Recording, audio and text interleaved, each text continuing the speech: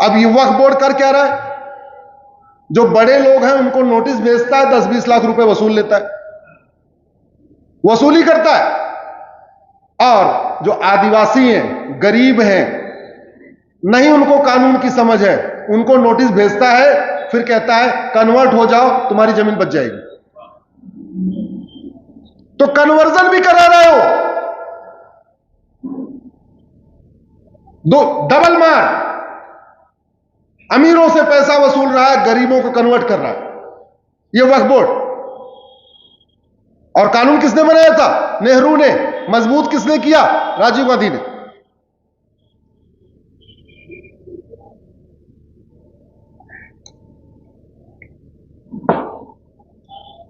और नतीजा किसका?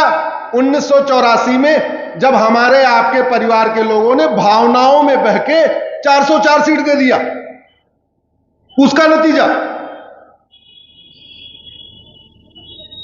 1985 में अगले साल सिटीजनशिप एक्ट को बदला और बदल के एक धारा जोड़ा 6 से, उसको भी हमने सुप्रीम कोर्ट में चैलेंज किया हुआ है। उस एक धारा के कारण असम में 60 लाख बांग्लादेशियों को असम की नागरिकता मिल गई, एक धारा जोड़ने से। मैंने इसीलिए कहा, आपको शुरुआत में उदाहरण दिया था, भारत में व्यक्ति पावरफुल नहीं होता, कानून पावरफुल होता है। कानून में एक धारा जोड़ के आप लोगों की जमीन छीनी जा सकती है। छीन सकते नहीं छीन सकते? लाठी डंडे से छीन सकते हैं क्या आपकी जमीन? नहीं, लेकिन कानून में एक धारा जोड़ के छीनी जा सकती है। राजीव को कांग्रेस ने वही काम किया। कांग्रेस को एक्चुअली हमारे और कांग्रेस के सोच में अंतर है।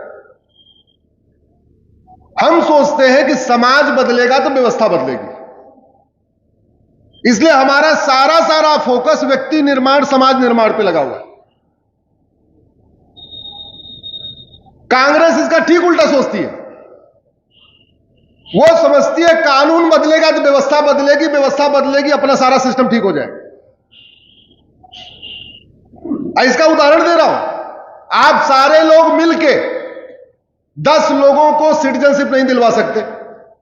दिलवा सकते हो क्या? नहीं दिलवा सकते। आपके रिश्तेदार जो कनाडा में बैठे हो उनको भी नहीं दिलवा सकते हो। लेकिन कानून बना के 1-2 लाइन की धारा जोड़ के राजीव गांधी ने एक ही झटके में असम में 60 लाख बांग्लादेशियों को असम की नागरिकता दिलवा दी। उसका दुष्परिणाम क्या हुआ? अब जो बाहर भी बांग्लादेशी पकड़े जाते हैं वो कहते हैं जी ऐसा हम इधर तो बाद में आए, असम में हम आ गए थे पहले ही। अगले साल साहबानों का एक हिस्टोरिक जजमेंट आया, उसको पलट दिया। 1991 में प्लेस ऑफ वर्शिप एक्ट बना दिया। प्लेस ऑफ वर्शिप एक्ट ये कहता है कि अयोध्या के अलावा कोई मामला कोर्ट में चलेगा ही नहीं, न काशी का, न मथुरा का, न भोजशाला का, न अटाला का, न भद्रकाली का, न जितने भारत में और मंदिरों के ऊपर अवैध ढांचे बने हुए हैं, मंदिरों के ऊपर अवैध गुंबद बनी हुई है, आप उसको हटा ही नहीं सकते हो।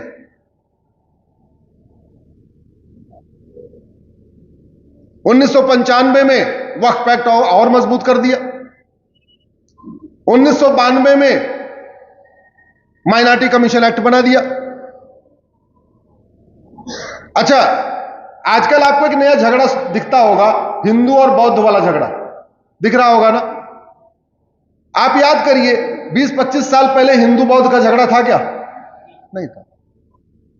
वो झगड़ा आया 1992 के माइनॉरिटी कमीशन एक्ट से। कैसे आया? 1992 का माइनॉरिटी कमीशन एक्ट कहता है कि बौद्ध भी माइनॉरिटी है, जैन भी माइनॉरिटी है, सिख भी माइनॉरिटी है। ऐसा कानून बनाया, एक ही तीर से 2 निशान। जिसको फायदा देना था माइनॉरिटी का वो फायदा भी दे दिया, हिंदुओं को बांट भी दिया। अब माइनॉरिटी होने का फायदा क्या? वजीफा मिलता है अलग से 1000 रुपए। माइनॉरिटी होने का फायदा क्या? स्कूल खोलने के लिए बहुत सारी टर्म्स कंडीशन से छूट मिल जाती है। आप नॉर्मल स्कूल खोलेंगे 5 एकड़ जमीन चाहिए, माइनॉरिटी होकर स्कूल खोलेंगे तो 1 एकड़ चाहिए।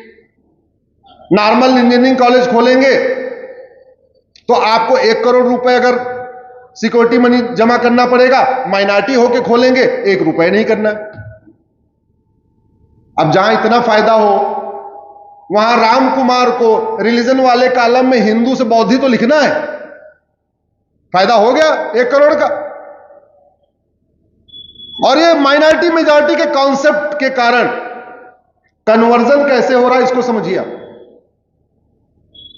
खासतौर पे दक्षिण के राज्यों में, तमिलनाडु में, आंध्रा, तेलंगाना, कर्नाटक में, वहां इसलिए क्योंकि वहां माइनॉरिटी का वजीफा ज्यादा है। इधर भी है, इधर भी माइनॉरिटी के नाम पे 500 रुपए वजीफा है, उधर 1000 रुपए। जो लोग झुग्गी में रहते हैं वो सारे गरीब होते हैं। झुग्गी में रहने वालों की इकोनॉमिक स्थिति एक जैसी होती है।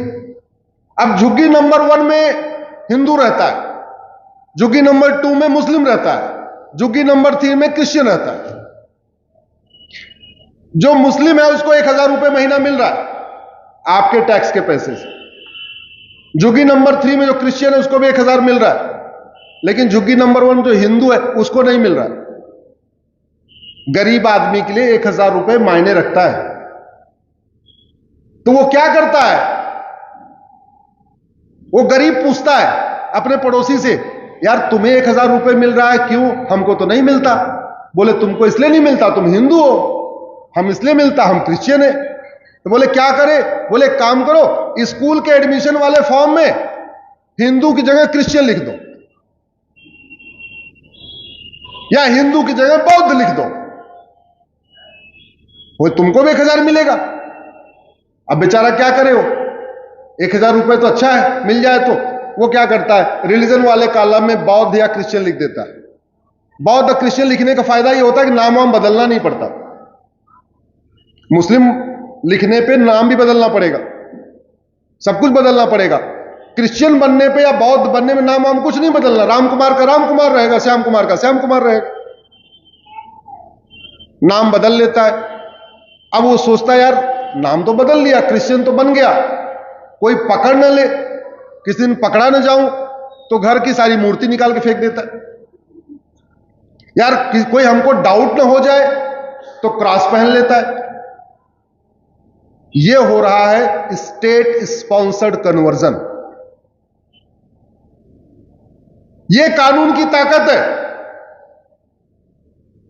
जब तक हम और आप 10 परिवारों की घर वापसी कराते हैं ना, तब तक 1000 परिवारों का कन्वर्जन हो जाता है, और वो घटिया कानून के कारण, वो घटिया कानून के कारण। इसलिए मैं कहता हूं समाज तो जो काम करेगा करेगा, शासन को, भारत की संस्कृति की रक्षा के लिए शासन को भी आगे आना पड़ेगा और आगे आके कानूनों को बदलाव करना पड़ेगा। लेकिन दुर्भाग्य है जो बीज डाला गया इतना मजबूत हो चुका है, अब उसको बदलाव करने के लिए कई बार संविधान में संशोधन भी करना पड़ेगा।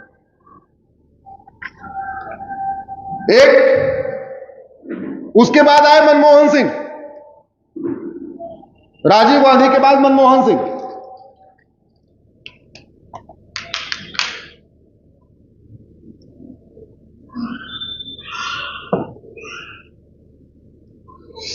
गांधी परिवार इतना पावरफुल है ना, उसका नाम लेने में बार बार प्यास लगती है।